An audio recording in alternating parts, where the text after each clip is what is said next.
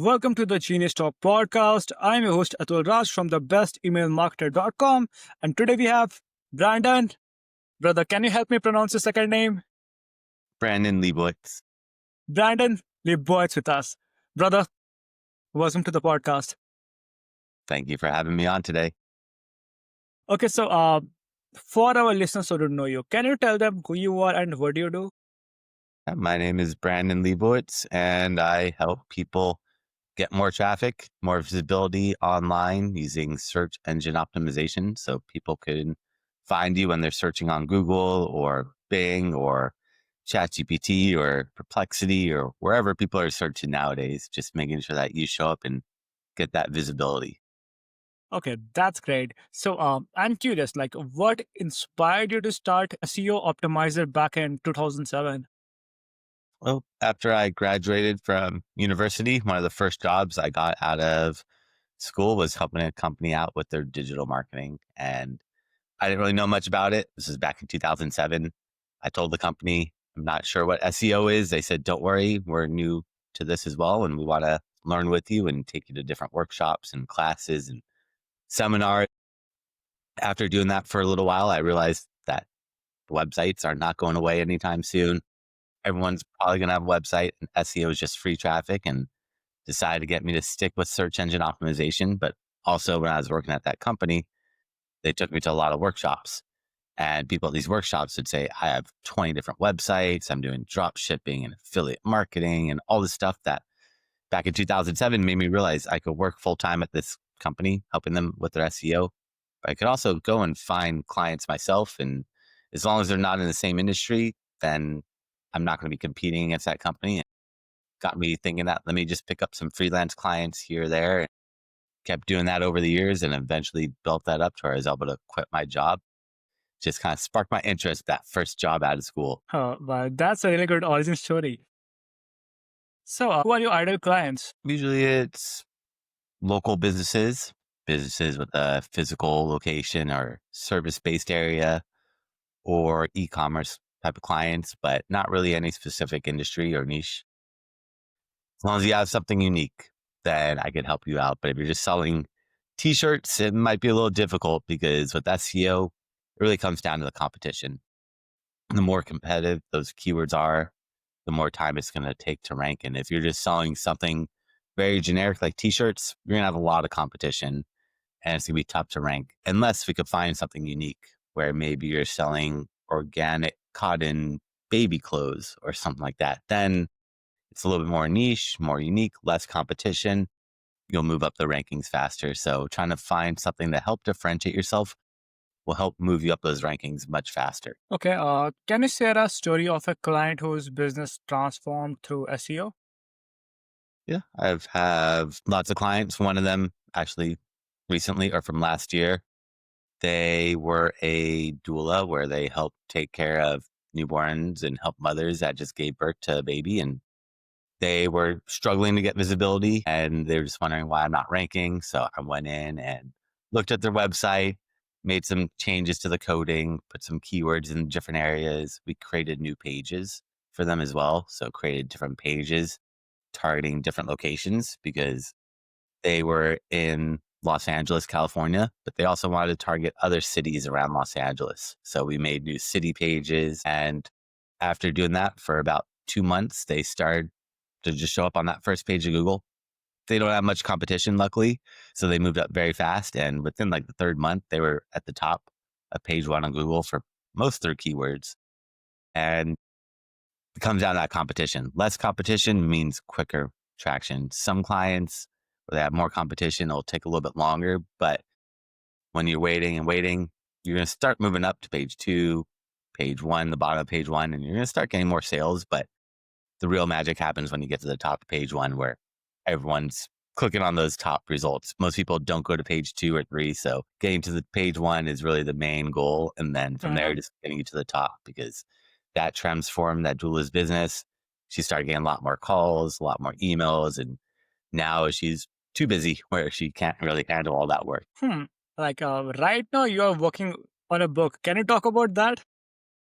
I'm writing a book about guest podcasting and the value of being a guest on other people's podcasts for SEO purposes, because a lot of people have their own podcast or do guest podcasting, but there's a way to do it that will also help out with search engine optimization, which means finding podcasts that have a website. And then after you've been a guest on their show, they'll publish each episode on their website as a standalone page, like a blog post, and they'll give you a backlink, because backlinks are one of the most important things for Google. Google doesn't trust anything anybody puts on a website. They're not going to rank you because you put some keywords on your website. They want to see other websites talking about you.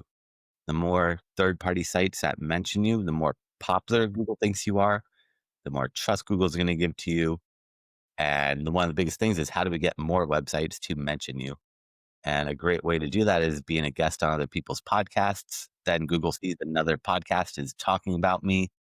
That builds up Google's trust and gets me to rank higher in the search results. And that's what the book is all about, is how to use guest podcasting for SEO purposes, and also the other benefits of guest podcasting, like getting content for social media, becoming a subject matter expert, and you don't have to edit, you don't have to film, you don't have to think of any questions. You have to show up and just answer questions and just make sure that you're ready to answer those questions. But other than that, that's the main reason that I recommend everyone have a podcast as well. But the book is more just towards guest podcasting and talking about those benefits. Great. Okay, so does uploading and getting links from YouTube and broadcast platform, does that also count as blacklist? I'm not blacklist, I mean backlink. Those ones don't really count for SEO, unfortunately. Yeah, anything where it's too easy to get, or social media, it has to be from a website. So you need to have your own website and post those on your website, then link out to me, and then I'd be getting a backlink. But YouTube, Facebook, Instagram, Twitter, LinkedIn, social media doesn't really count too much for SEO. It is counting nowadays more for AI, for Okay, mention, okay. ChatGPT, and all the LLMs. They're not looking at backlinks, just looking at how many times your name is mentioned. So you putting my name up there multiple times on YouTube and Spotify is great for the LLMs, but not so much for Google. But we'll have to see. Their algorithms keep changing, and I feel like eventually the LLMs will have to look at backlinks, because that's how Google became popular back in the 90s. Is they said, we're not looking at keywords, we're going to look at backlinks. And that got Google to become the number one search engine in the world. I feel like ChatGPT and all these other platforms are probably going to have to adapt that pretty soon, because otherwise you can't just trust content. There's a lot of ways to manipulate things and Yeah, yeah. game the system, which people are doing right now. And that's where you have to kind of clean up that spam, and backlinks are a great way to prevent that. Okay, okay. So how has AI changed the way you approach SEO and digital marketing today? It's just change how people search. So we got to figure out, how are people searching? Are people going to search on Google AI mode, or Google AI overviews, or ChatGPT, or Perplexity, or Gemini, or Claude, or all these different platforms, and just trying to figure out where people are going, how people are engaging. Are people stuck on these platforms? Because a lot of these platforms don't want you to leave these platforms, clickable links. So it is definitely changing how people search. And now we just got to figure out, where are people searching? Because wherever people search, we need to get you in front of them. Doesn't matter if they're searching on Google or Bing or YouTube or Amazon or ChatGPT, wherever people are searching, we need to go in and optimize for that. And chat AI isn't too different from SEO. A lot of the same strategies, same principles of keywords, good content, all that schema, all the kind of the best practices from SEO still come into play. It's just changing a little bit how you go after those keywords, how people search now. Okay, so looking back when you started, what's one lesson you would tell yourself if you could restart today? I would say that start going faster, hit it harder, because when I first started doing it back in 2007, I was happy to get a job straight out of university, and I wasn't trying to get too many clients. I was just happy to have a job and maybe get like one or two extra clients here or there, just to make some extra money. But looking back, I said, try to go a little bit more all in, because once I really went all in, I was able to grow it really fast and scale the business. But back then, I was just trying to take the safe route, which is smart. You don't want to just jump ship right away. I could have just quit my job and just go all in, but then it's that risk of what's going to happen if it doesn't work. So I kind of played it a little bit safer, but it is good to have that extra risk and try to just push it. Just don't push yourself too far where if something happens like in 2020, the world shut down and most of my client or half my clients are local businesses. So I lost like half my clients. And if I Mm-hmm. just did that right away and jumped ship back in 2007 or 8 or 9 and Mm-hmm. I lost half my clients, I probably would have been in a lot of trouble. But luckily I built it up in 2020 where I was kind of stable and it was okay. I mean, it wasn't okay, but I was able to keep pushing through and find new ways to go about it. But that's where you just have to have that balance. Okay, so while scaling, like, what do you think? At what time we should start hiring? What was that? Okay, so when you're like you said, like what you would do differently. So at that time, Hmm. at what time would you start hiring people for delivery instead of Yeah. doing that yourself? Once you get a few clients and well, once you know what to do and have done it for a while, then you can start hiring, but you gotta get in there and get your hands dirty and play around and mess around and know what needs to be, know where you're struggling, know what's taking up too much of your time. That way you know how to properly delegate. Because if you just say, hey, do all this for me, they're like, what do I do? Where's my SOP, where's the systems and processes? And so you gotta make sure that you have everything down, you systemize everything, you record or write down all your processes. That way somebody can replicate it easily. Otherwise, you're going to be training them, and that's a lot of back and forth, and it takes a lot of time, which I had to learn the hard way and make the systems and processes. Feel like once you have that in place, then you can start looking to delegate and offload some of those tasks so you can focus on bigger, more important, higher picture things. Okay, so what is your biggest motivation? Just always have that drive. Just always knew I wanted to be an entrepreneur when I was in like high school. Always had that idea, so that's always kept me thinking of ways to be one. In high school, I had a clothing company for skateboarding and did Wow. that for a while. And so I always had some entrepreneurial spirit in me, and then went to college and kind of left the skateboarding company and just focused on school, which should have maybe kept both. That way I Yeah. kept that company because it was getting pretty, people liked it. It was getting into a bunch of shops around my town, but went to school and then just focused on school and didn't know what to do and fell into that SEO and realized this is a great way to just to be an entrepreneur again and get it going on that. So that drive just keeps me going, just trying to avoid that 9 to 5 mainly because I don't mind working a 9 to 5, but I like having that freedom and flexibility, even though I work probably double the amount that I did when I worked 9 to 5s, but that flexibility of just being able to take a break when you want to, or grab your laptop and go down to the beach if I wanted to and work there. As long as I have internet, I could connect and get my work done. Huh. By the way, do you have any idea when is your book coming out? Not yet. Probably in probably early 2026 because gotta finish up the last chapter and then just edit it, proofread it. So very, very close, almost there. Okay, great. So, for our listeners who want to get some help from you and want to connect with you or want to hire your company, then where can they go? So I actually created a special gift for everybody.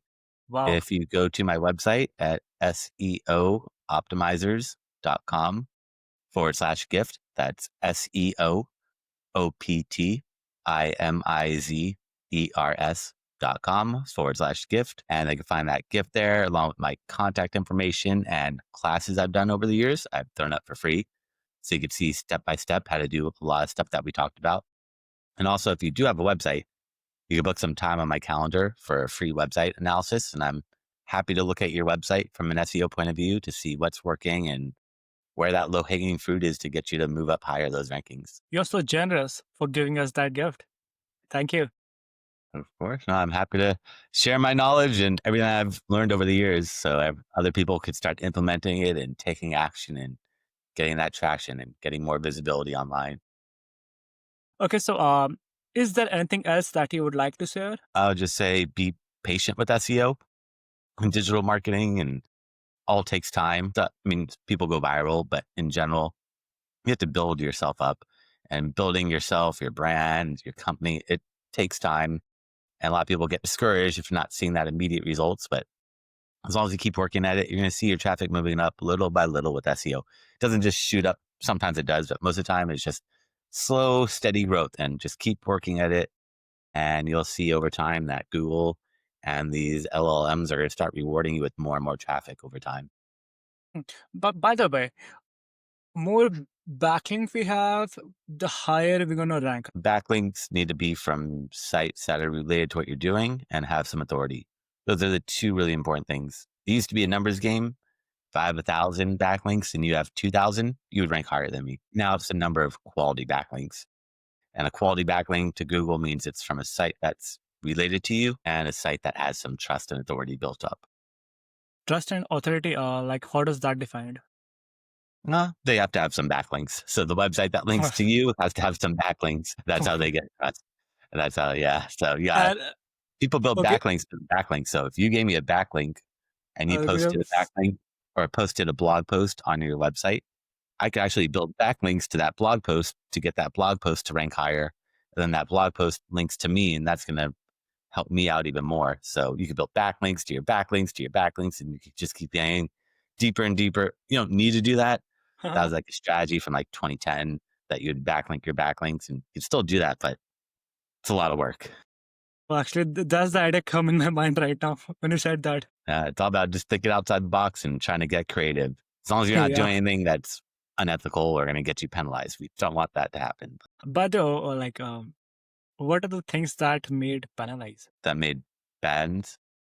Yeah, like you said, no, doing something bad that can make penalize. Then what are Yep. those things?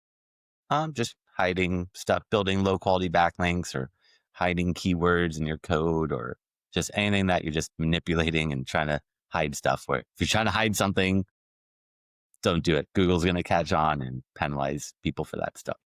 Okay, when you said hiding, which means suppose the background is white and we are having some white text. Is that what you mean? Yep. Yep. Hiding stuff in the code or hiding keywords that just blend in. Google doesn't want you to do that. Okay, okay. You know what? The time I started doing marketing, I think the first few months I was trying to do something like that because that is the only thing I learned. Like few of the things I learned from YouTube. It used to work, but it stopped working in probably like 2010, 2012 ish around then. They stopped doing that or started penalizing websites for manipulating and hiding low quality content. I think it was a Panda algorithm or Penguin. Okay, okay, got it. Okay, Brandon, thank you so much for spending some time with us and sharing your wisdom. Not a problem. I was happy to share some knowledge and it was a lot of fun. Thank you for having me on. Yeah, thank you for joining us. Thanks so much.